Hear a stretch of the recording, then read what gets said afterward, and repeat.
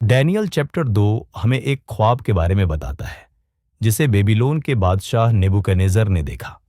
बादशाह नेबुकदनेस्सर ने ख्वाब की तफसील इस तरह दी है। उसने देखा कि उसके सामने एक मुजस्समा खड़ा है, एक बहुत बड़ा शानदार मुजस्समा, जाहिरी शक्ल में बहुत अच्छा। मुजस्समे का सर खालिस सोने का था, इसका सीना और बाजू चांदी का, इसका पेट और रानें कांसी की, इसकी टांगें लोहे की, इसके पांव थोड़े लोहे और थोड़े पकी हुई मिट्टी के। जब वह ये देख रहा था तभी एक चट्टान कट गई, लेकिन इंसानी हाथों से नहीं। ये मुजस्समे के लोहे और मिट्टी के पैरों से टकराई और उनको तोड़ दिया। फिर उसके बाद मिट्टी, लोहा, कांसी, चांदी और सोना सब के सब टुकड़े टुकड़े हो गए और गर्मियों में खलियान पर भूसा की मानिंद हो गए, जिसे हवा कोई निशान छोड़े बिना उड़ा कर ले जाती है।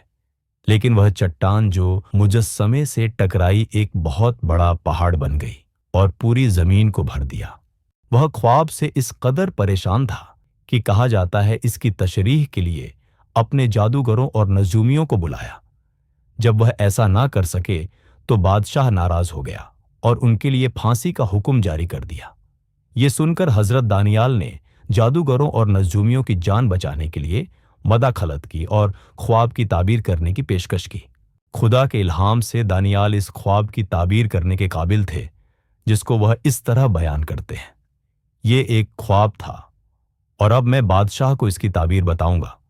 शहंशाह, आप बादशाहों के बादशाह हैं। ऊपर वाले ने आपको बादशाही और तसल्लुत और ताकत और जलाल दिया है। उसने आपके हाथ में तमाम इंसानों और मैदान के दरिंदों और आसमान के परिंदों को रखा है। वह जहां भी रहते हैं उसने आपको उन पर हाकिम बनाया है। आप ही मुजस्समे का सोने के सर हो।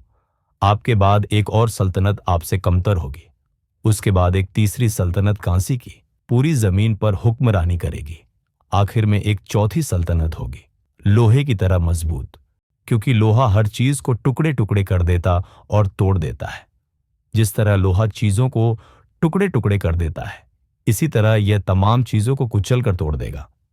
जिस तरह आपने देखा कि पैर और उंगली थोड़ी पकी हुई मिट्टी की और थोड़ी लोहे की, तो ये एक बटी हुई सल्तनत होगी।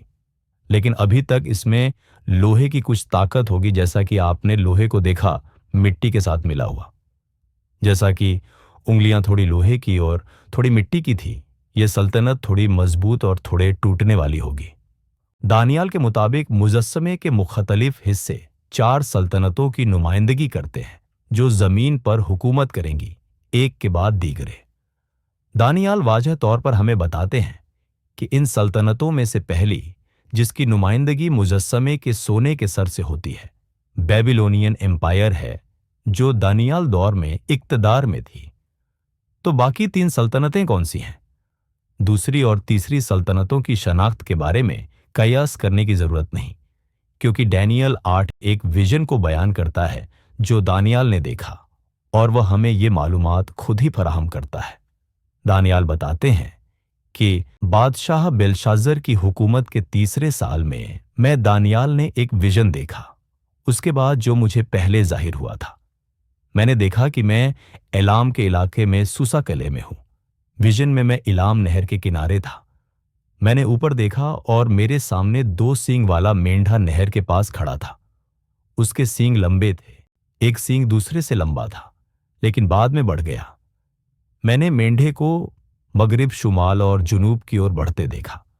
कोई जानवर उसका मुकाबला नहीं कर सकता था और कोई उसकी ताकत से बच नहीं सकता था। उसने जैसा चाहा वैसा किया और अजीम बन गया। मैं ये सोच ही रहा था कि अचानक एक बकरा, जिसकी आंखों के दरमियान एक सींग थी, मगरिब से आया, पूरी दुनिया को पार कर रहा था बिना जमीन को छुए। मैं नहर के किनारे खड़ा देख रहा था। वो 2 सींगों वाले मेंढे की तरफ बढ़ा और बड़े गुस्से में उस पर हमला कर दिया। मैंने उसे मेंढे पर गुस्से से हमला करते हुए देखा। उसने मेंढे को मारा और उसके दोनों सींगों को तोड़ डाला। मेंढा उसके सामने खड़े होने की ताकत नहीं रखता था। बकरे ने इसे जमीन पर गिरा दिया और रोन दिया, और कोई मेंढे को उसकी ताकत से नहीं बचा सकता था। बकरा बहुत अजीम बन गया, लेकिन उसकी ताकत के उरूज पर बड़ा सींग टूट गया और उसकी जगह 4 नुमायां सींग उभरे 4 आसमानी हवाओं की तरफ। ये पेशन गोई हमें यह भी बताती है कि दो सींग वाला मेंढा मीडिया और पर्सिया की मुश्तरका सल्तनत की अलामत है। आपने जो दो सींग वाले मेंढे को देखा, वह मीडिया और पर्सिया के बादशाहों की नुमाइंदगी करता है। दो सींग वाला मेंढा इसकी एक बेहतरीन अलामत है, क्योंकि ये मीडिया और पर्सिया दो ताकतों की नुमाइंदगी करते हैं जो साइरस द ग्रेट के हाथों मुत्तहिद हुई। तो सल्तनतों की तरतीब में मेडो पर्शियन एम्पायर कहां फिट बैठता है? आइजिया और जेरिमाया हमारे लिए इस सवाल का जवाब दे देते हैं, क्योंकि उन्होंने हमें बताया कि बेबीलोन को मीडीज के हाथों शिकस्त होगी। देखो, मैं उसके खिलाफ मीडीज को भड़काऊंगा, बेबीलोनियन एम्पायर के जबर को खुदा उखाड़ फेंकेगा। रब ने मीडीज के बादशाहों को भड़काया है क्योंकि उसका मकसद बेबीलोन को तबाह करना है। और हुआ भी ऐसा ही, क्योंकि बादशाह बेलशाजर, जो दानियाल के दो सींगों वाले मेंढे के विजन के वक्त इक्तदार में था, वह 539 कबल मसीह में बेबीलोन का आखिरी हुक्मरान था, जिसे मेडो पर्शियन एम्पायर के हुक्मरान साइरस द ग्रेट ने शिकस्त दी थी। इसलिए हम ये कह सकते हैं कि मेडो पर्शियन एम्पायर ही नेबुकदनेस्सर के ख्वाब की दूसरी सल्तनत है, जिसे मुजस्समे के चांदी के सीने और बाजू के तौर पर दिखाया गया है। बकरे की अलामत के बारे में क्या ख्याल है, जो दो सींगों वाले मेंढे को अपने नुमाया सींग से शिकस्त देगा और फिर ये सींग चार छोटे सींगों में तकसीम हो जाएगी। परेशान होने की जरूरत नहीं। डैनियल 8 हमें खुद बता देता है कि बकरा ग्रीक की नुमाइंदगी करता है। गंदा बकरा ग्रीक का बादशाह है और उसकी आंखों के बीच में बड़ी सींग उसका पहला बादशाह है। चार छोटे सींग जो पहले बड़े सींग के टूटने के बाद निकलते हैं, वो चार सल्तनतें होंगी जो इस सल्तनत से निकलेंगी, लेकिन उतनी ताकतवर नहीं होगी। जैसा कि हम तारीखी तौर पर जानते हैं कि अलेक्जेंडर द ग्रेट कदीम ग्रीक सल्तनत मैसेडोन के बादशाह ने मेडो पर्शियन एम्पायर को हराकर एक बहुत बड़ी सल्तनत कायम की थी। वह 323 कबल मसीह में अचानक मर गया और उसकी सल्तनत में अफरा तफरी फैल गई और चार कमजोर सल्तनतों में बंट गई। हम देख सकते हैं कि अलेक्जेंडर द ग्रेट दानियाल के विजन का नुमाया सींग वाला बकरा है। अब तक हम ये जान चुके हैं कि मुजस्समे का सोने का सर बेबीलोन की नुमाइंदगी करता है, चांदी का सीना और बाजू मेडो पर्शियन की नुमाइंदगी करते हैं, और कांसी के पेट और राने ग्रीक मैसेडोनियन की नुमाइंदगी करते हैं। दानियाल ने चौथी सल्तनत की तशरीह लोहे से की और बताया जिस तरह लोहा दूसरी चीजों को टुकड़े टुकड़े कर देता है, ये भी बाकी सबको कुचल देगी। हम देख सकते हैं कि चौथी सल्तनत को बहुत मजबूत बताया गया है पिछली सल्तनतों से। रोमन एम्पायर का जहूर इस पर बिल्कुल फिट बैठता है, क्योंकि रोमियों ने मैसेडोनियन एम्पायर को खत्म करके अपने इलाके में तहलील कर लिया।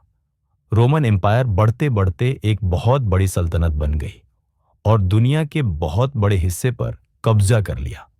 दानियाल ने यह भी बताया कि ये चौथी सल्तनत एक बटी हुई सल्तनत होगी, थोड़ी मजबूत और थोड़े टूटने वाली होगी।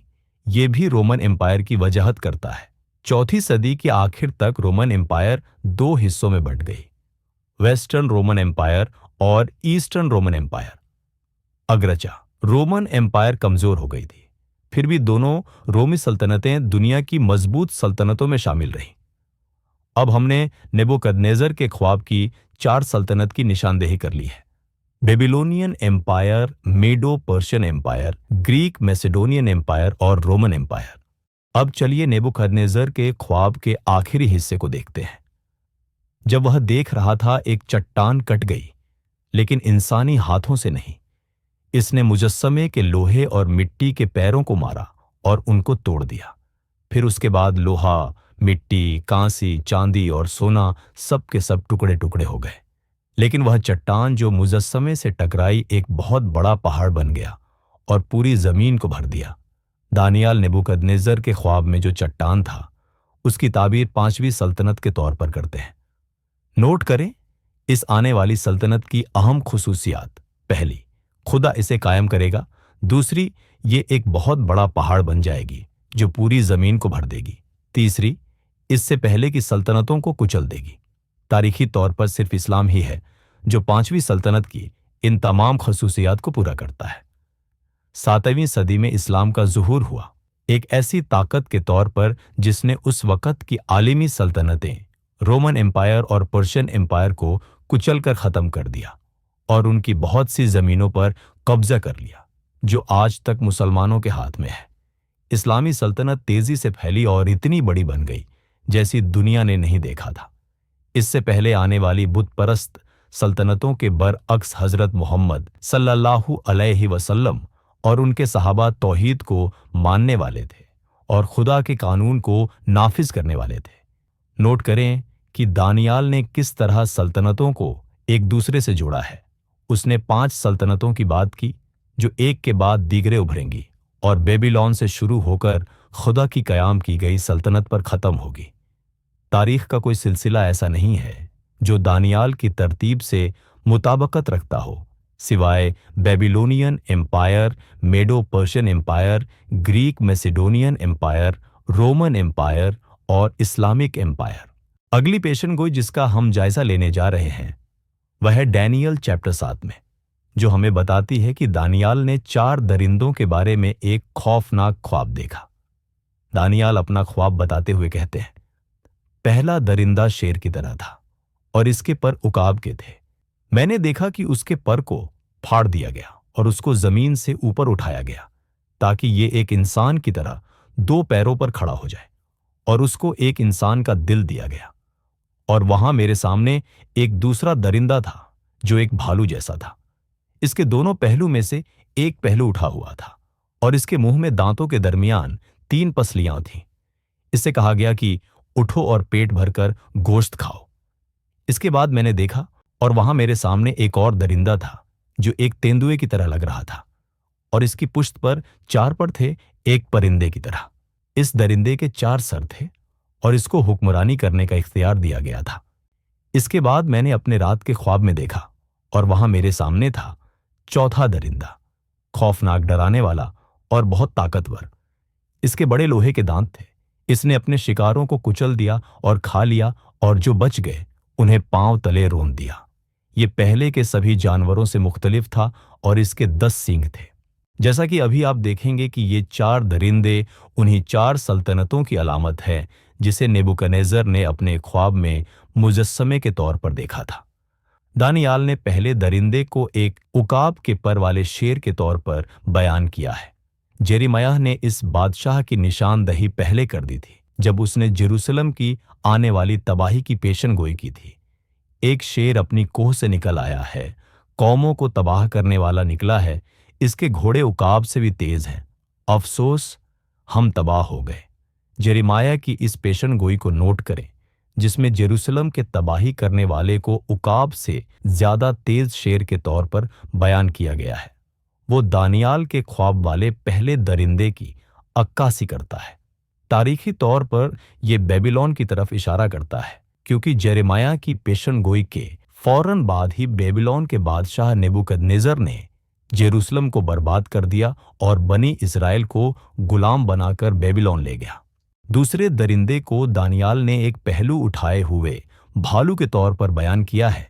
ये दानियाल के विजन में 2 सींगों वाले मेंढे से मिलता है, जिसके बारे में बताया गया था कि उसका एक सींग दूसरे से ज्यादा लंबा था, जिसको हम पहले ही देख चुके हैं कि ये मेडो पर्शियन एम्पायर है। दानियाल के ख्वाब में भालू के मुंह में 3 पसलियों का जिक्र भी तारीखी नुक्ते नज़र से पर्शियन से तल्लुक रखता है, क्योंकि अपनी ताकत के उरूज पर पर्शियन एम्पायर 3 बर्र-ए-आज़मो, एशिया, अफ्रीका और यूरोप पर फैली हुई थी। तीसरा दरिंदा, जिसे दानियाल ने तेंदुए के तौर पर बयान किया, जिसके 4 सर और 4 पैर थे, दानियाल के विजन में एक सींग वाले बकरे से मिलता है। और जैसा कहा गया है कि बकरे की बड़ी सींग टूटकर उसकी जगह 4 छोटे सींग निकले। ये भी दानियाल के ख्वाब के तीसरे दरिंदे के 4 सर और 4 पैर से मिलता है। और हम पहले ही देख चुके हैं कि ये मैसेडोनियंस के बारे में है, क्योंकि अलेक्जेंडर द ग्रेट के बाद मैसेडोनियन एम्पायर 4 छोटी सल्तनतों में बंट गई थी। चौथा और आखिरी दरिंदा, जिसे दानियाल ने लोहे के दांत और 10 सींगों के तौर पर बयान किया है, ये तफसील नेबुकदनेस्सर के ख्वाब में मुजस्समे के लोहे की टांगों से मिलती है और 10 सींग मुजस्समे की 10 उंगलियों से मिलती है। इससे ये पता चलता है कि दानियाल के ख्वाब का चौथा दरिंदा और नेबूखदनेस्सर के ख्वाब में मुजस्समे का पांव दोनों एक ही चीज के बारे में बात कर रहे हैं। वो है चौथी सल्तनत, जिसका हमने पहले ही नतीजा अखज़ किया था कि वो रोमन एम्पायर है। यहूदी आलिम भी मानते थे कि दानियाल के ख्वाब का चौथा दरिंदा रोमन एम्पायर है, जैसा कि यहूदी रब्बियों ने बेबीलोनियन तलमुद में लिखा है। दानियाल की किताब में चौथी सल्तनत, जिसके हवाले से लिखा है कि वह सल्तनत जमीन को खा जाएगी, वह ये बुरा रोमन एम्पायर है। दानियाल अपने ख्वाब के चौथे दरिंदे रोमन एम्पायर के बारे में आगे बताते हुए कहते हैं, 10 सींग 10 बादशाह हैं जो इस सल्तनत से आएंगे।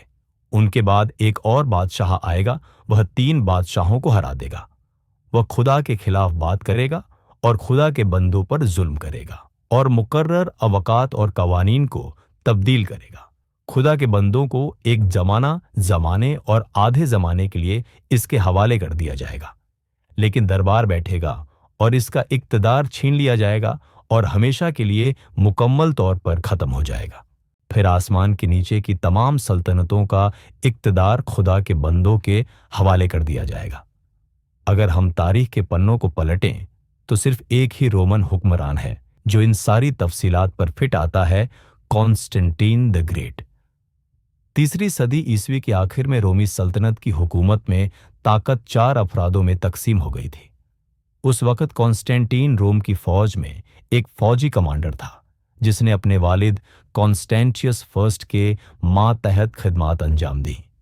अपने बाप की मौत के बाद कॉन्स्टेंटीन हुक्मरान बना और उसके कुछ ही वक्फे के बाद खाना जंगियों का एक सिलसिला शुरू हुआ, जिसमें कॉन्स्टेंटीन अपने 3 हरीफों पर फतहयाब हुआ और 324 ईस्वी में रोमी सल्तनत का वाहिद हुक्मरान बन गया।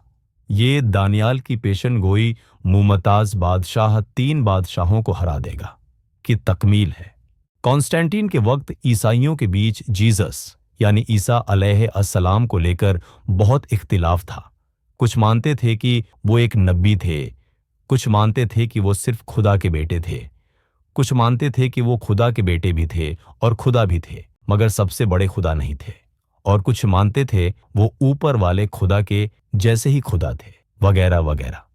इसलिए सन 325 ईस्वी में कॉन्स्टेंटीन ने फर्स्ट काउंसिल ऑफ नाइसिया रखी ताकि एक बार के लिए ईसाइयों के बीच में जीसस को लेकर जो इख्तिलाफ है खत्म कर दिया जाए।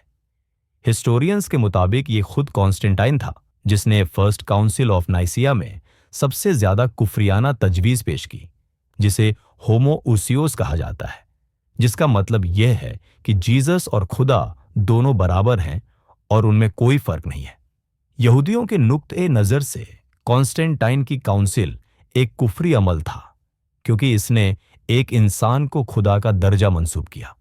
लिहाजा कॉन्स्टेंटाइन को बिल्कुल दानियाल की इस पेशन गोई की तकमील के तौर पर बयान किया जा सकता है कि मुमताज बादशाह खुदा के खिलाफ बात करेगा।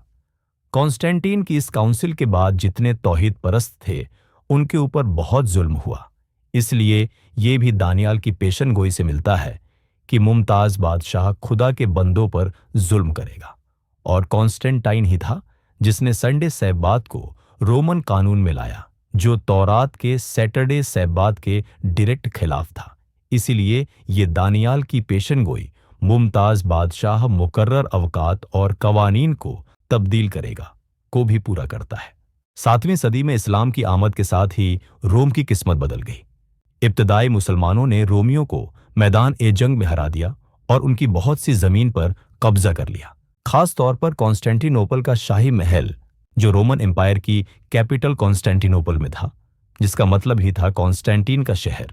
ये शहर सल्तनत ए उस्मानिया के जरे कब्जा हुआ और आज तक मुसलमानों के हाथ में है, जिसे आज इस्तांबुल के नाम से जाना जाता है। इसलिए इस्लाम की आमद दानियाल की पेशन गोई की मुकम्मल तकमील है कि इसका इक्तदार छीन लिया जाएगा। यहां तक कि दानियाल हमें खुदा की कायम की जाने वाली सल्तनत का वक्त भी बताते हैं।